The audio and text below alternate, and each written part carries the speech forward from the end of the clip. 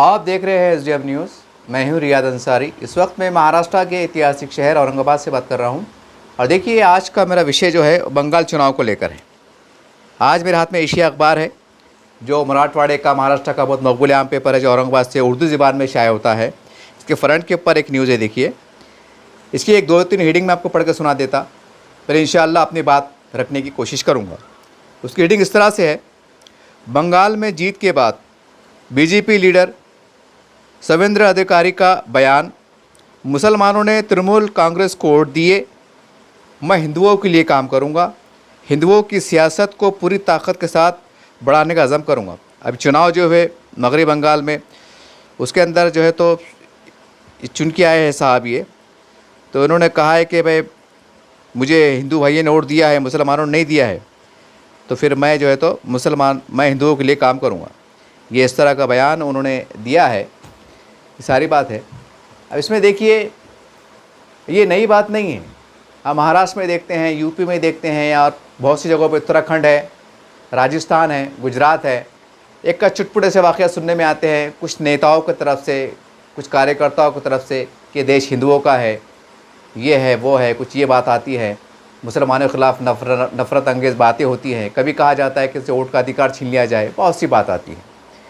लेकिन इसके बीच अभी चुनाव जो हुए हैं बंगाल के, अब ये आखिरी चुनाव जैसा है मुसलमानों के लिए, जो सिग्नल इसमें निकल के आ रहा है कि मुसलमानों के लिए, जैसे कहा गया कि मुसलमानों ने बीजेपी को वोट नहीं दी। हालांकि बहुत सी जगहों पर मुसलमानों ने वोट दिए हैं, लेकिन मुसलमानों का एक अलमिया ये है कि बहुत सी जगहों पर ऐसा ज़मीनी हालात ऐसे रहते हैं कि कुछ वहाँ की मुकामी लीडरशिप से उनके ताल्लुकात अच्छे रहते हैं, या कुछ डर का माहौल रहता है, या कोई दबाव का माहौल रहता है कि जान दो भाई, आप लोगों को शहर में रहना है, गांव में रहना है, चलो वोट मार दो, कहाँ आप दिमाग को टेंशन लेते। ऐसी भी बहुत सी बातें एक मजबूरी में देखी जाती हैं, अगर हम आंकड़े गौर से देखें तो, कि बहुत सी जगहों पे जो बीजेपी के नेता बोलो, कार्यकर्ता बोलो, उनसे मुसलमानों के स्थानिक जो लोग होते हैं मुसलमान, उनकी रिलेशनशिप अच्छी रहती हैं।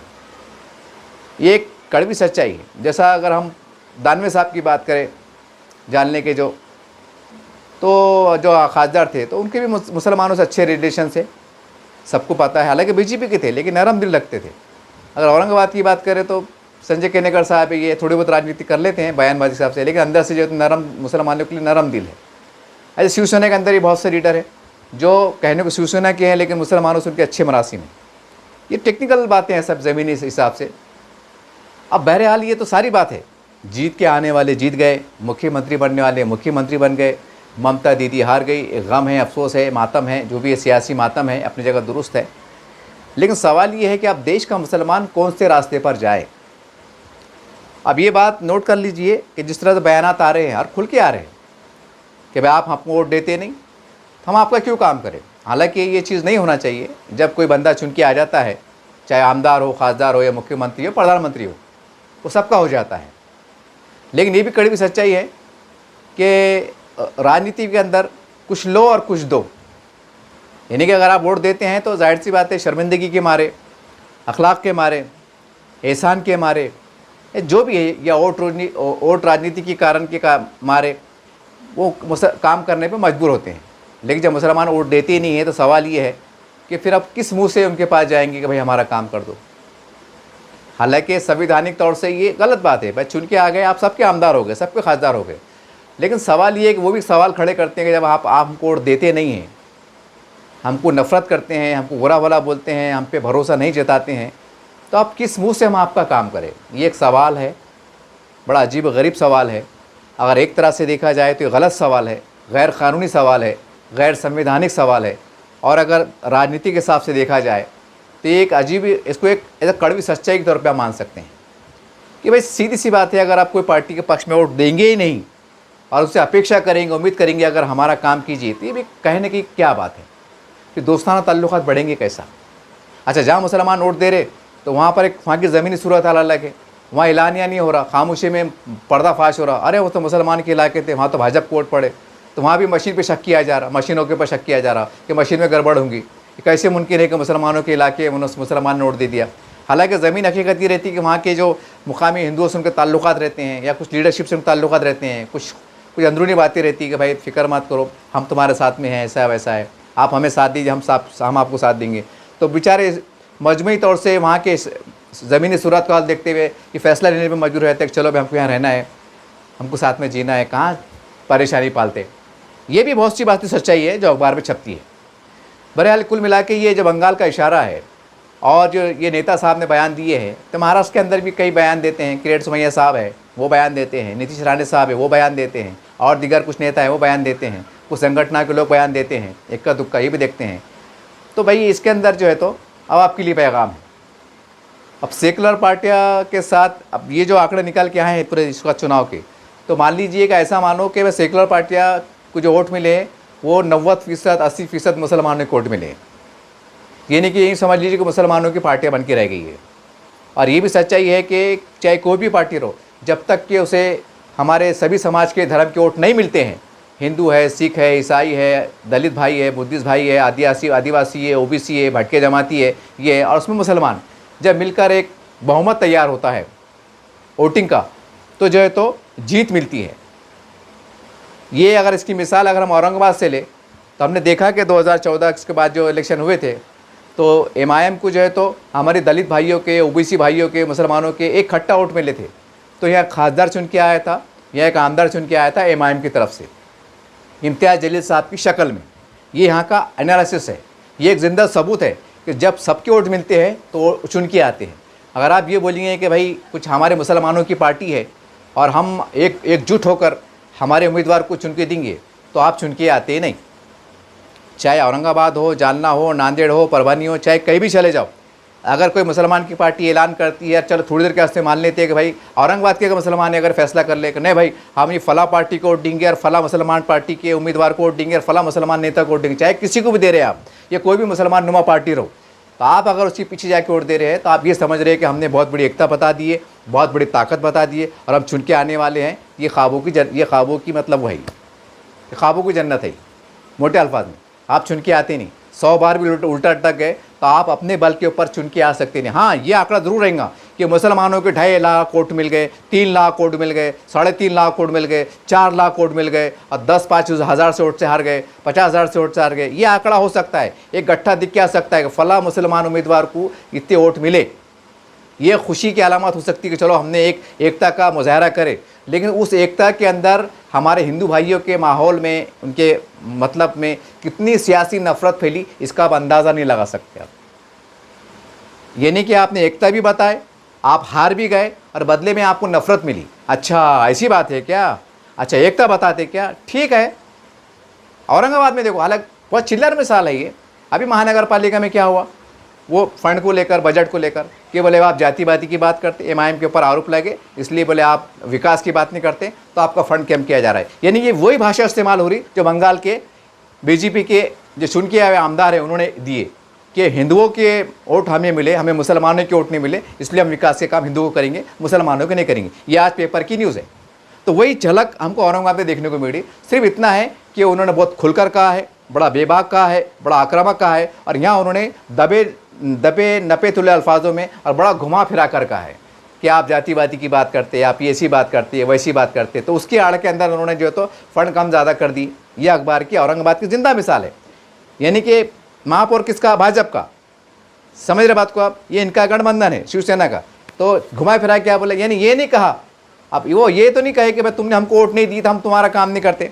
तो उन्होंने कोई अलग अंदाज से, यानी कि शक्ल अलग है, फ़र्क इतने। उन्होंने भी कहा कि हम मुसलमानों के विकास से काम नहीं करते, और औरंगाबाद के अंदर फंड के जरिए से रोका जा रहा है। तो उसका मतलब क्या निकला? जब आप फंड रोकेंगे तो विकास से काम मुतासिर होंगे, विकास से काम रुक जाएंगे। मतलब वही है, ऐसा खाओ कि ऐसा खाओ, एक ही बात है। आपने वहाँ खुल्ला बोल के बता दिया और यहाँ पर आपने कोई अलग अंदाज से बता दिया। कुल मिला के मुसलमानों का नुकसान है, मुसलमानों का वन काम है, मोटे अल्फाज में। अब सवाल ये सारी सूरत हाल अब पूरे जग जाहिर हो गई है। अब ये सेकुलरिज्म को बचाना है, सेकुलर पार्टियों को मजबूत करना है, और आने वाले जो चुनाव आने वाले हैं 29 के अंदर, विधानसभा के, लोकसभा के, और फिर एक रणनीति तैयार करना है। तो आप मेरी इसके अंदर, क्योंकि मैं बहुत छोटा आदमी हूँ, जो बड़े सियासतदान हैं, बड़े तंजीमें हैं, उनके सामने बड़ा छोटा आदमी हूँ, लेकिन एक बात है जो कह रहा हूँ, बड़ा हक कह रहा हूँ, बड़ा सच कह रहा हूँ। अगर आप अभी भी सेकुलर पार्टी के पीछे जाएंगे या अपने बल के ऊपर उम्मीदवार खड़े करेंगे, तो यूँ समझ लो कि मुसलमानों की जो बची कुची साख है, जो बची कुची उनकी इज्जत है, वो आप पूरी मट्टी पलीत करने पे तुले हुए हैं। बस सीधा सीधा इसके अंदर साफ बात ये है। अब सवाल ये फिर किया क्या जाए? वही फार्मूला इस्तेमाल किया जाए जो प्रकाश अंबेडकर साहब, असद नबी साहब ने इस्तेमाल किए थे कि दलित भाइयों का, आदिवासी भाइयों का, ओबीसी भाइयों का, मुसलमानों का एक प्लेटफार्म तैयार हुआ था। उस प्लेटफार्म के माध्यम से हमने देखा कि आमदार भी चुन के आया, खासदार भी चुन के आया था। एमआईएम का पूरे बहुमत के साथ हमारे दलित भाइयों ने वोट दिया था। यही फार्मूला अब आने वाले चुनाव, अगर मैं महाराष्ट्र की बात करूं, वैसा तो पूरे देश में होना चाहिए, क्योंकि यूपी के अंदर चुनाव आने वाले साल, सवा साल के बाद, वहाँ भी ये रणनीति तैयार होना चाहिए कि मुसलमानों ने, आप जो दलित पार्टियाँ हैं, दलित भाइयों की हमारे पार्टियाँ हैं, आदिवासी है, ये पार्टियों के साथ इनको अलायंस करने की ज़रूरत है। अब ये भूल जाइए आप कि हमारी आबादी है, हमको इतने सीट होना नहीं। मुसलमान अगर टिकट के ऊपर जिद करेंगे और उसकी वजह से गठबंधन टूटेंगे तो मुसलमानों का अजीम नुकसान होगा, और इतना बड़ा नुकसान होगा कि इसके अंदर हमारे दलित भाइयों का या उनके पार्टियों का कोई नुकसान नहीं होगा। आप इतिहास उठा के देखो 50 साल का, अगर भाजपा अगर 10 साल का उठा के देख लेंगे कि बस 10 साल से पूरे देश के अंदर भाजपा राज कर रही है, तो क्या हमारे दलित भैया को नुकसान हुआ? क्या उनका आरक्षण का खात्मा हुआ? क्या आरक्षण कम हुआ? क्या उनके ऊपर का जुल्म अत्याचार हुआ? थोड़ी बहुत एक दुख का घटनाएँ घटती हैं, वो तो भारत देश बड़ा है, ये कोई एक नॉर्मल बात है, अगर कहीं घटना घटी भी होंगी थी। लेकिन जैसा मुसलमानों के साथ एक प्री प्लान कह सकते हैं, एक कानून के ज़रिए कह सकते हैं, एक कानून का बहाना लेके कह सकते हैं, मुसलमानों की चंद गलतियां, लापरवाहियां जो भी है उसको लेके कह सकते हैं, जिस तरह से गंदी राजनीति हो जाती है, क्या वो उस तरह की राजनीति हमारे आदिवासी भाई हैं, दलित भाई हैं, क्या इनके साथ होती है? नहीं होती है, क्योंकि इनकी लीडरशिप बड़ी मजबूत है।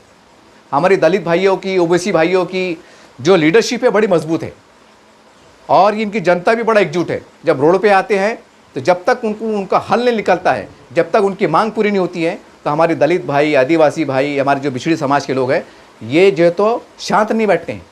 इसके कई अगर महाराष्ट्र में मिसाल अगर हम दे पुरानी, तो हमको बहुत देखने को मिलता है कि बाबा साहब मराठवाड़ा यूनिवर्सिटी का नाम बदली करने का चला था, जब शरद पवार साहब मुख्यमंत्री थे। क्या अभियान चला साहब, मेरे ख्याल से 2-3 लोग की जाने भी गई, शहीद भी हुए, नाम जो नामांतर के वास्ते, तो नाम बदली हुआ फिर डॉक्टर बाबा साहब अम्बेडकर मराठवाड़ा यूनिवर्सिटी। यानी बोलने मतलब ये कि उन्होंने नाम बदली करने के वास्ते कितना वो करा। हालांकि उनको आरक्षण है, उनको जो तो लोन मिलते हैं, ये मिलते हैं, पढ़ाई में सहूलत, सारी बात है। उन्होंने बोलना था क्या फ़र्क पड़ता है, लोन मिल रहा, सब मिल रहा, क्या फ़र्क पड़ता है। लेकिन नहीं, एक एजाज़ की बात है, एक नाम की बात है, और एक उसकी बात है, गैरत की बात है, एक इज़्ज़त की बात है। और आदरणीय बाबा साहब अम्बेडकर के प्रति जो प्यार है, जो विश्वास है, जो आदर है, जो सम्मान है, उसको उन्होंने दर्शाया, उन्होंने उनको कामयाब करके बताया संघर्ष को। मतलब ये है कि ये जो हमारे दलित भाई हैं, इनका संघर्ष इतना मजबूत होता है, मुसलमानों का नहीं होता है। अगर मुसलमान गलती से कर भी लिए तो मुसलमानों के हाथ में ये आता है, ठेंगा, आपको नहीं मिलता है। इसका भी मैं उदाहरण दे दूँ आपको कि भाई आरक्षण के वास्ते औरंगाबाद में 4-5 बड़े बड़े ऐतिहासिक धरने भी हुए, मोर्चे भी हुए।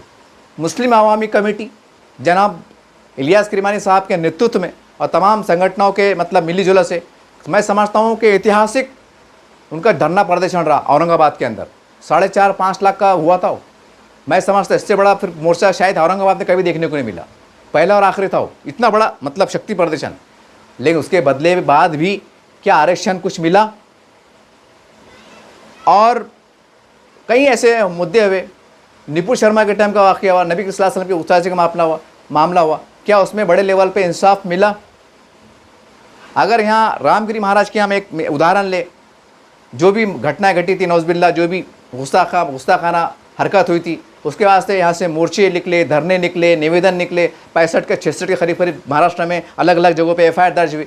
तो क्या कानून के हिसाब से वैसा इंसाफ मिला? मैं इंसाफ मिलने की बात कर रहा।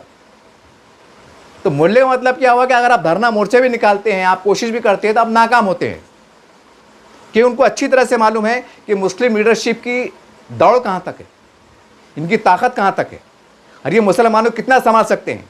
इन पे बुरा वक्त आए थे कि मुसलमानों को संभालने की ताकत रखते हैं, ये सरकार को अच्छी तरह मालूम है। भले आप 50 लाख का मोर्चा निकाल लो, लेकिन उनको मालूम है कि मुसलमान के जो नेता है, ये मुसलमानों को वैसी नुमाइंदगी नहीं कर सकते और ताकत से काम नहीं कर सकते। इसका एक कड़वा सच अगर मैं दूँ, किराड़पुरे का दंगल जो हुआ था, राम मंदिर पर जो घटना घटी थी रमज़ान के टाइम, आज से 3-4 साल पहले के वाक़े, मेरे ख्याल से उसमें शायद एक मुनीर साहब का नाम जहन में निकल रहा, शायद उसमें शेख मुनीर साहब नाम था शायद उनका, जो फैज़ कॉम्प्लेक्स के अंदर उनको जो गोली लगी थी, बाद में वो अभी केस चल रहा हो। तो बोलने का मतलब क्या, हालांकि वो कितने साल हो गए इसको, लेकिन क्या उनको उतनी शिद्दत के साथ उनको जो है तो उसकी लड़ाई लड़ी गई? क्या उसके वास्ते बड़ी शिद्दत के साथ बड़े लेवल पे एक आधी लोकशाही माध्यम से धरना आंदोलन हुआ? क्या उसके ऊपर हम 2 दिन 3 दिन डट के बैठे कि हमको इंसाफ चाहिए? वो शेख मुनीर साहब जो इंतकाल कर गए मरहूम, अल्लाह उनको जन्नत नसीब करे, क्या उनको इंसाफ मिला? या आखिरी दर्जे पे बड़े बड़े पार्टियाँ बड़े बड़े लोगों ने मिलकर, ठीक है रमज़ान के हिसाब से लोगों ने कुछ जो देने का तरीक़ा रहता है, एक नेकी का माहौल रहता है, एक का 70 मिलता है, उस बहाने से जमा करके दिए खामोश तरीके से, वो एक अलग शक्ल है। लेकिन किसी पार्टी के मुसलमानों के बड़े बड़े सरबराहों ने ऐलान करे कि हम फला पार्टी के सरबराह है और हम जो है तो आपको 10 लाख का चेक देते हैं, या आपके बच्चे को नौकरी लगाने का प्रयास करते हैं, या नई नौकरी लगाते हैं तो आप हमको 10 लाख देते हैं। क्या ऐसा औरंगाबाद में माहौल देखने को मिला? मैं आपको ये बताना चाह रहा कि देखो, यानी जो मुसलमानों के हाथ में है तो हम वो भी नहीं कर सकते। तो ये सरकार को मालूम है कि अगर एक इनकी बंदे की एक आधी जान भी चली जाए तो ये उनको जमा करके जो उनके बस में जो अल्लाह ने नवाजा तो उसमें से दे नहीं सकते। तो फिर सरकार से लड़ना, कोर्ट में खड़े रहना और वो के संघर्ष करना, ये तो बहुत दूर की बात है। और हमारे दलित भाइयों का ऐसा है, प्रकाश अम्बेडकर साहब अभी जो है तो उन्होंने जो है तो 1-2 केस में अंदर हाथ डाला। एक बिड़ का वाक़या है, कुछ औरंगाबाद का वाक़या है। खुद उन्होंने कोट पहना, वकालत का कोट पहना और कोर्ट के अंदर खड़े रहे। तो ये है नेतृत्व, ये है लीडरशिप। मैं आपको ये बताना चाह रहा कि मुसलमान की लीडरशिप में और दलित भाइयों की लीडरशिप में क्या अंतर है, क्या फ़र्क है। तो जाहिर उनको मालूम है कि इनकी दौड़ कहाँ तक है। इस खाली चिल्ला पुकार करेंगे, नारेबाजी करेंगे, जज्बात में आ जाएंगे, नारे तकबीर अल्लाह अकबर बोल देंगे और ये इत्तेहाद बता देंगे, एक जज्बा जुनून बता देंगे, जोश में आ जाएंगे। और बाद में जैसी वो मतलब मोर्चा ख़त्म हुआ सब ठंडा हो जाता, फिर बात दब जाती। फिर बाद में ना उसकी इंक्वायरी होती, क्या होती, क्या रिपोर्ट आती, बात कहाँ तक पहुँची, ना कोई पूछता ना कोई बताता। ये औरंगाबाद की भी अंदर से मतलब मैं ये बोलना चाह रहा कि कई केस ऐसे करके सरकारों को मालूम है कि इनकी कितनी भी यूनिटी हो जाए, ये कितना भी बड़ा मोर्चा दिल्ली या बम्बई तक लेके आए, ये कुछ कर नहीं सकते। ये 1 दिन का 2 दिन का जोश रहता, बाद में टाइम फिश हो जाता। इनके लीडर भी ईडी का मत ले लेते, खामोशी इख्तियार कर लेते, बोलते मतलब इस तरह की बातें होती। जब इस तरह की माहौल रहेगा, जब हमारी इस तरह की क़यादतें रहेंगी, हमारी लीडरशिप का ये हाल रहेगा, तो सवाल ये फिर हम इंसाफ कहाँ से मिलेगा।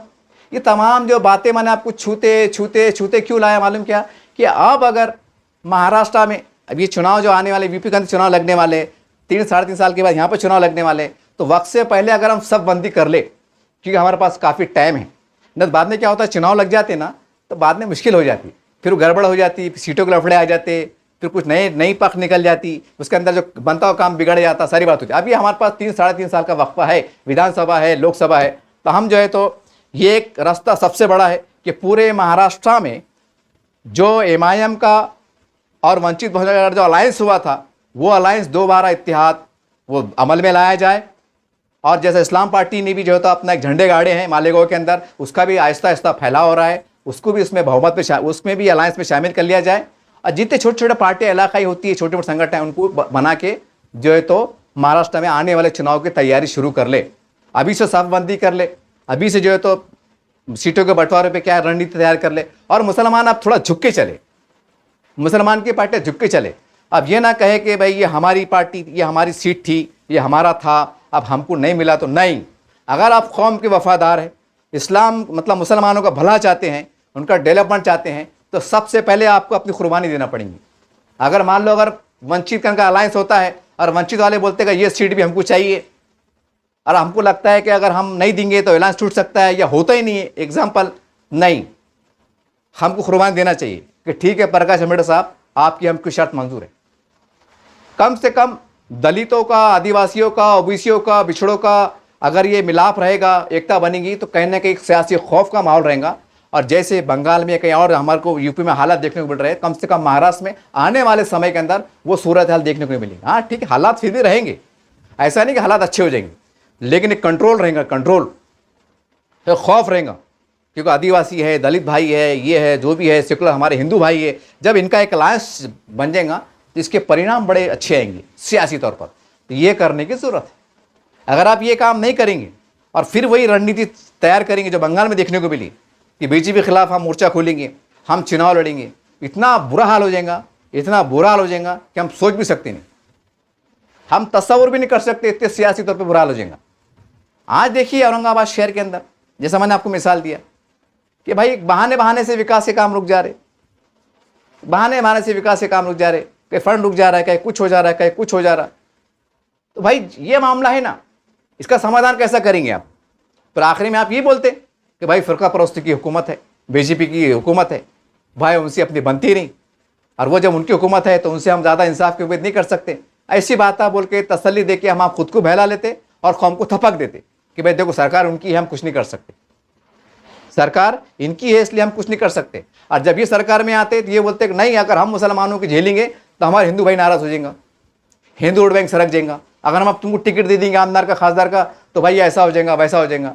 ये विधानसभा में लोकसभा में देखने को मिला। यानी कहने का मतलब जो है तो ये कहाँ का इंसाफ है कि हम तुम्हारे साथ चल रहे, सेकुलर पार्टियों के सरबराह हिंदू, उनके बड़े बड़े जिम्मेदार हिंदू, हम मुसलमान उनके साथ जा रहे, तो फिर ये मुसलमानों पर ये बोतान क्यों कि आप हमको वोट देंगे तो हिंदू वोट सरक जाएगा? अरे वो कोई मुसलमान की जो सेकुलर पार्टियाँ है, ये कांग्रेस है, राष्ट्रवादी है, क्या ये मुसलमानों की पार्टियाँ है? क्या इसके सरबराह मुसलमान है? क्या अभी अजलाम नगर नहीं भाई उनका वो मुसलमान के नेता है, उनकी पार्टी है, नको वो ऐसा हो जाएगा तो ऐसा हो जाएगा? नहीं, शरद पवार साहब है, अजीत दादा पवार साहब है, या उनकी मतलब अहलिया है, राहुल गांधी है, सारे जो बड़े लेवल पे कमांड करने वाले मोटे मोटे अल्फाज में हिंदू है। अगर मुसलमान के साथ जा रहा था फिर ये तुम ये इस्लाम क्यों रख रहे मुसलमानों पे कि नहीं, अगर हम तुमको हमने टिकट दिया तो हमारा हिंदू वोट बैंक सरक जाएगा? तो अब ये कैसे हिंदुत्व की बात चल रही? तो आप कैसे हिंदुत्व को मान रहे, या आप कौन से हिंदुत्व को मानते, या आप कौन से हिंदुत्व का प्रचार कर रहे, बीजेपी कौन से हिंदुत्व को मानती? अब ये जरा कंफ्यूजन वाली बात है। फिर मुसलमान कहाँ जाए, मुसलमान कहाँ जाए, ये एक बड़ा सवाल है। तो बोलने का मेरा मतलब ये देखिए कि ये यहाँ से आप तैयारी शुरू कर दो। अगर बंगाल के जैसी सूरत हाल, ठीक है, यहाँ भी जो होना है वो होना, यकीनी तौर से यहाँ भी भाजपा का डंका बजने वाला है, लेकिन कम से कम अगर अलायंस रहेगा तो कम से कम अच्छे खासे सीट आएंगी, कुछ हमारे दलित भाइयों की आएंगी, कुछ मुसलमानों की आएंगी, या जैसे भी आएंगे इनका अलायंस रहेगा, दबदबा रहेगा, तो जो किधर किधर भी अफवाह चल जाती, आरोप लग जाते, घुसपैठिया का है, अमुक है, ढमुक है, कभी क्या कभी क्या, कभी कुछ भी कुछ हो जाते, तो इस पर ब्रेक लगेगा और एक रिमोट कंट्रोल के अंदर माहौल में काम चलेगा। इतना नफरतें नहीं बढ़ेंगी, और बढ़ेंगी भी तो प्रकाश अम्बेडकर साहब एक बहुत बड़ी ताकत रखते हैं, एक बहुत बड़ी सियासी हैसियत रखते हैं। ठीक है, अगर ये चुन के नहीं आए या कोई इनकी सीटें नहीं है, कम ज़्यादा है, ये अलग शक्ल है, लेकिन आज भी हमारे दलित समाज का जो बड़ा तबका है, उनका समाज का बड़ी संख्या में लोग हैं, हमारे आदिवासी है, बड़ी संख्या में इनका आदर करते हैं, इनका सम्मान करते हैं, इनके पीछे खड़े हुए दिखाई देते हैं। ये आपको करना पड़ेगा। और प्रकाश अम्बेडकर साहब ऐसा नहीं खाली वोट की राजनीति कर रहे कि खाली वोट लेने को आ रहे, मीठी मीठी बातें कर रहे और आपके वोट लेके सड़क जा रहे, नहीं। वो बंदे का बड़ा अजीम एहसान है कि उसके समर्थन से, उनके ताइज से औरंगाबाद शहर को 30, 35, 40 साल के बाद एक मुस्लिम आमदार, एक मुस्लिम खासदार देखने का मौका मिला। ये उनका एहसान है। दूसरा एहसान ये है कि जब मुसलमानों को मारा जा रहा था तो आप औरंगजेब रहमतुल्लाह अलैह के बारगाह में गए, वहाँ पर खबर पे गुलाए अक़ीदत पेश किया और मीडिया से बात किया, उनके समर्थन में बात किया, जो इतिहास के अंदर लिखा हुआ है उसके हवाले से बात किया, और उसके बाद जो है तो मुसलमानों पे जो कार्रवाई हो रही थी, फ़ोटो लगाने पे से कार्रवाई की। यानी कि उन्होंने अपने अमल से बताया कि हम मुसलमान को आमदार बनाने की ताकत रखते, हम खासदार बनाने की ताकत रखते। औरंगजेब रहमतुल्लाह अलैह को जो तो अच्छे बड़े बड़े सुरमा रती जो है तो खौफ खा रहे कि भाई इनका नाम लेंगे तो पता नहीं हमको क्या पता नहीं, हम दहशतगर्द हो जाएंगे, आतंकवादी हो जाएंगे, देशद्रोही, पता नहीं क्या है। ऐसे नाजुक हालात के अंदर वो वहाँ जाते हैं। ये उनका एहसान है, सियासी एहसान है। और हमने क्या करे, मुसलमानों ने बड़ी संख्या में एहसान फरामोशी करे। जब एहसान फरामोशी करे तो खाओ जूते, ये कड़वा सच है, आपको मानेगा नहीं। आपको ये खला ये अपने पास तो लफड़ा ऐसे है कि सच बोलने वाला किसी तरफ से बोल रहा या किसकी बुराई बता रहा, शे बता रहा, तो कमेंट आता है क्या बात है यार, ये झुकता माँ बीजेपी मतलब वंचित तरफ है। कहीं प्रकाश अम्बेडकर साहब ने कुछ देते नहीं लिए, जाहिद खुरेशी साहब ने कुछ देते नहीं दिए। अंसारी साहब जरा हमारी तरफ से बोलो कि जनाब अफसर खान साहब के बड़े उनके चाहते हैं कि उन्होंने कुछ तो बोलती नहीं दी कान में कि ज़रा हमारा प्रचार करो। ऐसी छोटी सोच, चौथी पास, अनपढ़ गंवार जैसे कुछ लोग हमारे पास दरमियान पै जाते हैं। जो कमेंट पढ़ रहा मैं उसकी रोशनी में कह रहा हूँ, सबको नहीं कह रहा हूँ।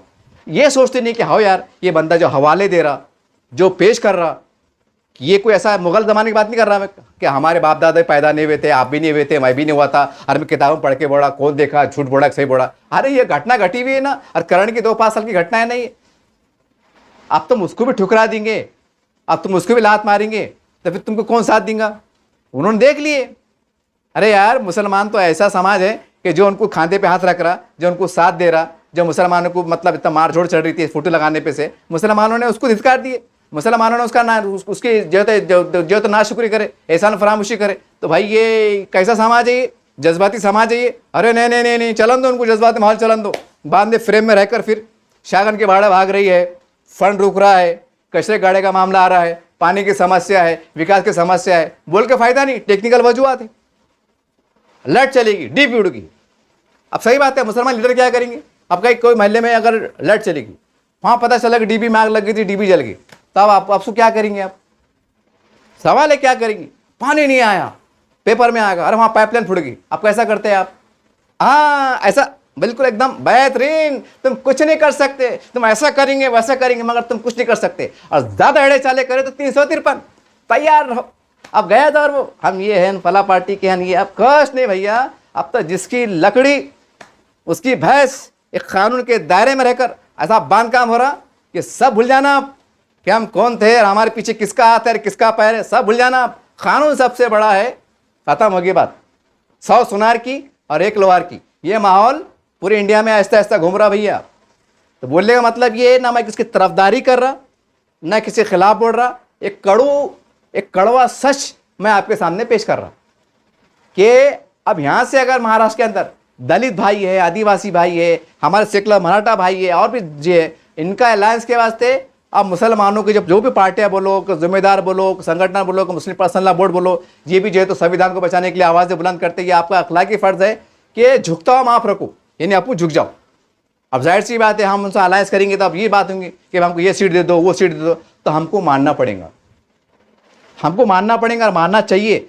तो हो सकता है ये अलायंस भी हो जाए, हो सकता है आने वाले 2000 मतलब 29-30 का जो संविधान सभा है, लोकसभा, ये जो चुनाव के पीछे आने वाले साल 1.5 साल के गैप से आने वाले, जिसके अंदर कुछ खूबसूरत पल हमें देखने को मिले, हो सकता है कुछ मुसलमान चेहरे देखने को मिले। बात मुसलमान की, हिंदू बात मुसलमान की नहीं है, हिंदू की नहीं है, दलित की नहीं, उसकी नहीं है, बात इंसाफ की भी है।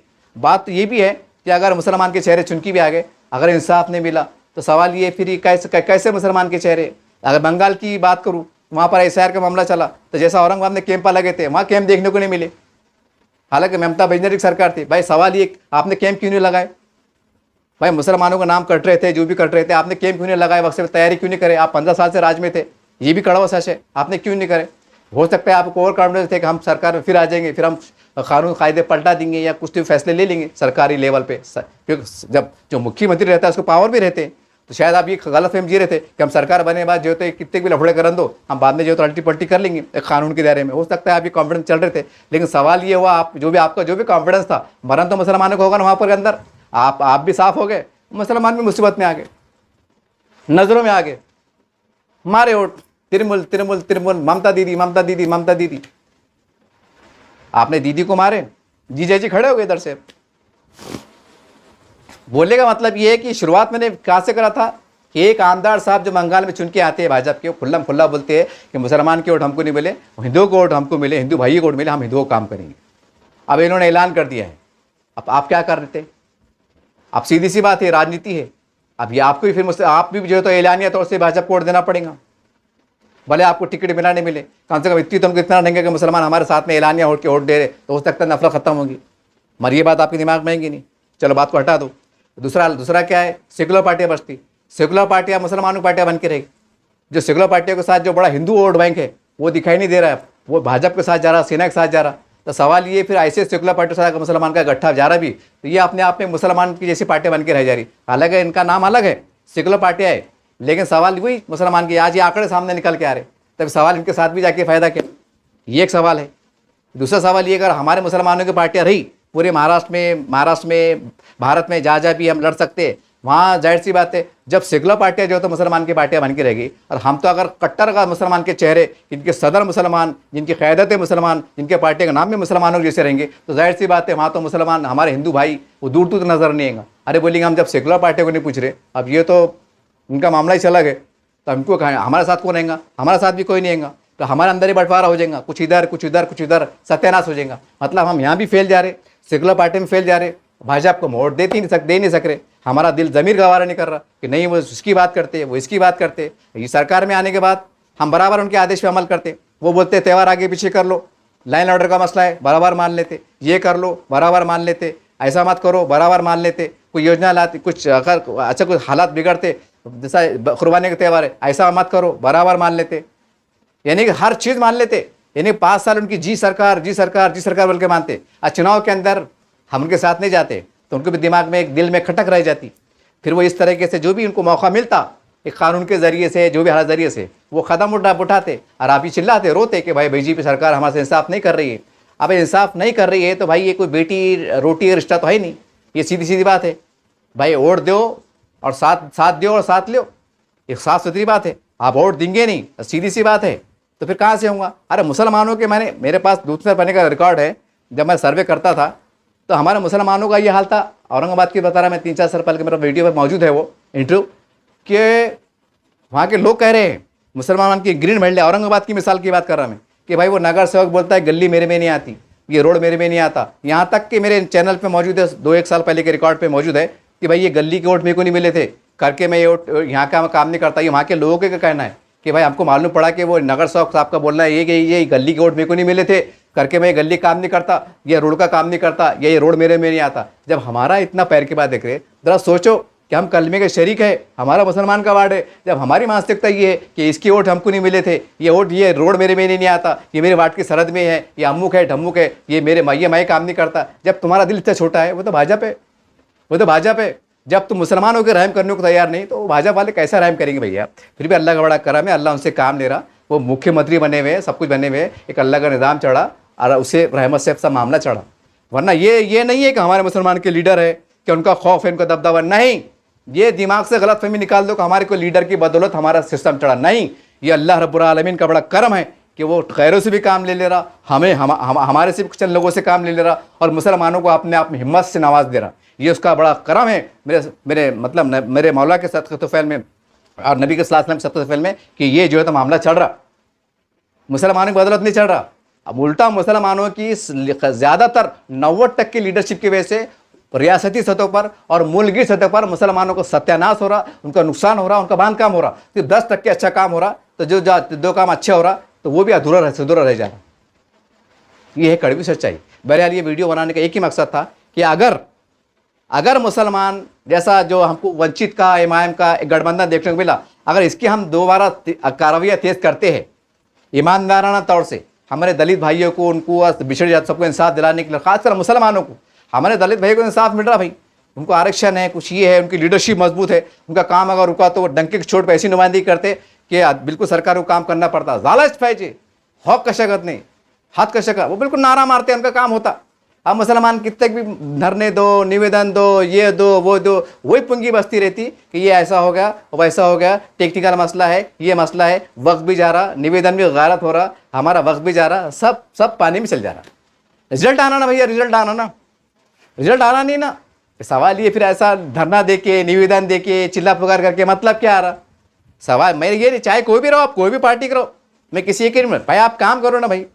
अब बहुत से लोग बोलते हैं इनसे मिले हुए उनसे मिले हुए, तो मेरा मोटा ये बोलना है कि भाई मिले हुए वैसा अच्छी बात है ना भाई, अब मिले तो हमारा काम कर दो, किसी भी हाथ मिलाओ, किसी भी पैर मिलाओ। मुसलमानों के महल्ले काम हो जाना, पानी टाइम पे आ जाना, साफ सुथरे काम हो जाना, विकास के काम फास्ट होना, जो काम 2 साल के बाद होने वाला 2-5 महीने में हो जाना, बात खत्म हो जाती। अब बहुत से लोग बोलते हैं कि भाई इस्लाम लगाते हैं भाई उनसे मिले हुए। अरे भाई सीधी मेरे दिमाग के बाहर की बात जाती। अब सरकार में बीजेपी है, महापौर बीजेपी का है, मुख्यमंत्री बीजेपी का है, पता अगर हम उनसे मिलकर नहीं रहेंगे तो क्या बांग्लादेश सरकार से मिलकर रहते क्या आप, क्या पाकिस्तान से मिलकर रहते आप। अरे क्या बेवकूफ़ी कि हमारे पास भी ऐसे छोटे अजीब गरीब है, अरे बोले उनसे मिले हुए हैं, उनसे हाथ मिलाए हुए। अरे अच्छी बात है ना भाई, अगर मेरे ताल्लुकात अगर पुलिस कमिश्नर साहब से अच्छे हैं, कोई मुख्य मंत्री से अच्छे है, तो जाहिर सी बात है मैं फिर मेरा कर्तव्य बन जाता है मेरी पहचान से जो कानून के दायरे में जो फ़ायदा पहुंचा सकते कौम को पहुंचा दो। ये उसका दायित्व होना चाहिए, ये उसका मंत्र होना चाहिए। लेकिन यहाँ तो उल्टा ही है, अरे उससे मिला हुआ है बोले भाई, अरे अच्छा है ना मिला हुआ है तो उसको बोलना भैया रात में क्यों मिला, दिन में मिल और हमारे काम करके देते, बात खत्म होगी। लेकिन हमारे पास छोटी सोच है, हमारी छोटी कौम का बड़ा तबका भी छोटी सोच का है। जो लीडर है उससे छोटी सोच के उसमें हमारा बांध काम हो जा रहा, हम जूते खा रहे, हम कह के दे रहे, चिल्ला पुकार कर रहे। ये है कड़वी सच्चाई। बहरहाल तमाम जो आखिरी फिर एक बार आपसे अपील है कि अगर आप महाराष्ट्र में ये माहौल अगर अभी से क्रिएट नहीं करेंगे, दलितों का, मुसलमानों का, पिछड़े जातों का, आदिवासियों का, ओबीसी का, हमारे प्रकाश अंबेडकर साहब है, जनाब असदुद्दीन नवी साहब है, अगर ये नए सिरे से अगर कोशिश नहीं करेंगे और आप ये बोलेंगे कि हमारा नहीं जमता, तो जाहिर सी बात है फिर ये नहीं जमता तो बहुत बहुमत के साथ आने वाले विधानसभा में या अपनी लोकसभा के अंदर भी बीजेपी का बड़ा डंका बजने वाला है। और जाहिर सी बात है हमारे इसमें प्रकाश अम्बेडकर साहब का नुकसान नहीं है, उनके पार्टी का नुकसान नहीं है, ना उनके समाज का नुकसान है। क्योंकि मैंने कहा ना कि बीजेपी भी 100 बार सोचती उनके बारे में कि इनसे छेड़ना कि नहीं छेड़ना, इनसे खेटना कि नहीं खेटना, क्योंकि उनकी लीडरशिप खतरनाक। हमारे दलित भाई भी एकदम खतर, मतलब लोकशाही के ताकत के साथ उनको मालूम है लड़ाई कैसी लड़ी जाती, नतीजा कैसे, यहाँ तक कि जान की बलि देते। देखो नामांतर के टाइम कि 2-3 मेरे ख्याल से 2-3 शहीद हुए थे नाम हासिल करने के वास्ते। तो हमारे पास ऐसा है नहीं, और हमारे पास अगर कोई शहीद भी होगा, गलती से शहीद भी होगा, तो बेचारे की तरफ पलट के देखते नहीं, जान तो बोले भाई वो शहीद होगा, हमने क्या करना, सही है क्या झूठ है, उसके अंदर अलग क्या क्या लगता पता नहीं। अब वो शेख मुनीर साहब जो भी बेचारे का हुआ था, अब भाई उसके ऊपर कोई मुअद्दल तरीके से प्रकाश अम्बेडकर साहब जैसा कोड डाल के आए थे, उनके जो भी 1-2 केस के अंदर आए थे, तो हमारे मुसलमान नहीं जा सकते क्या, या नहीं जा सकते तो कम से कम एक ताकत बन के उभर नहीं सकते क्या, भाई क्या हुआ, एक जान गई थी। लेकिन हमारे पास नहीं भाई, ऐसा समझ रहे कि भाई जिंदा है ना तो मरना ही चाहिए।